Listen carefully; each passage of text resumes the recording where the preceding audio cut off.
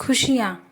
ब्रह्मा जी ने जब सृष्टि का निर्माण किया तब वो अपने काम से काफ़ी खुश थे, क्योंकि हर प्राणी अपने जीवन के दरमियान काफ़ी खुशी से जीवन जीता था, सिवाय मनुष्य के। मनुष्य अपने जीवन में कभी खुश नहीं रहता था। ब्रह्मा जी ने उसके लिए जीवन में अनगिनत खुशियाँ दी थीं, फिर भी मनुष्य उन खुशियों की कद्र नहीं करता था। इस समस्या के निवारण के लिए ब्रह्मा जी ने कई देवताओं और गुरुओं से विचार विमर्श किया। कोई कहता कि मनुष्य की बुद्धि भ्रष्ट हो गई है। किसी ने सुझाव दिया कि मनुष्य जानबूझकर ऐसा कर रहा है, इसलिए उसे दंड देना चाहिए। किसी ने कहा उसे खुशियों की अहमियत याद दिलाने की ज़रूरत है।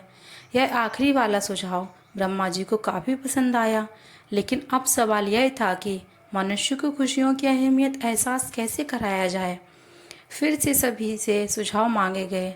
सबने सहमति से यह तय किया गया कि मनुष्य को जो खुशियाँ बेहद आसानी से मिलती हैं, उसे कठिन तपस्या और परिश्रम के बाद मिले, ऐसा कुछ किया जाए। एक देवता ने बताया कि अगर खुशियों को मनुष्य से दूर कहीं छुपा दिया जाए तो वह खुशियों को पाने के लिए परिश्रम करेगा, तो उसे खुशियों की सही अहमियत पता चलेगी। अब सब इस बात पर विचार करने लगे कि खुशियों को आखिर छुपाया कहाँ जाए। एक देवता ने ब्रह्मा जी को सुझाव दिया कि खुशियों को जमीन के अंदर दफना दिया जाए। ब्रह्मा जी ने कहा कि मनुष्य बहुत चतुर है, वह जमीन खोद कर खुशियों को निकाल लेगा। दूसरे देवता ने खुशियों को समुद्र के पानी में छुपाने को सुझाव दिया। ब्रह्मा जी का कहना था कि मनुष्य गोता लगाकर उन खुशियों तक पहुंच जाएगा।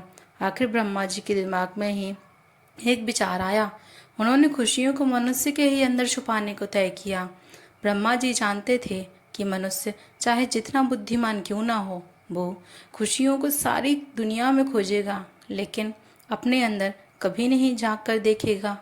उस दिन से मनुष्य खुशियों की तलाश में इधर उधर भटकता रहता है, छोटी छोटी खुशियों को भूलकर अगली और बड़ी खुशी की तलाश में वर्तमान में मिल रही छोटी खुशियों को भूल जाता है।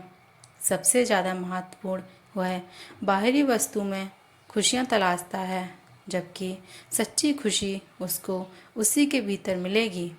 इस बात को वह भूल चुका है।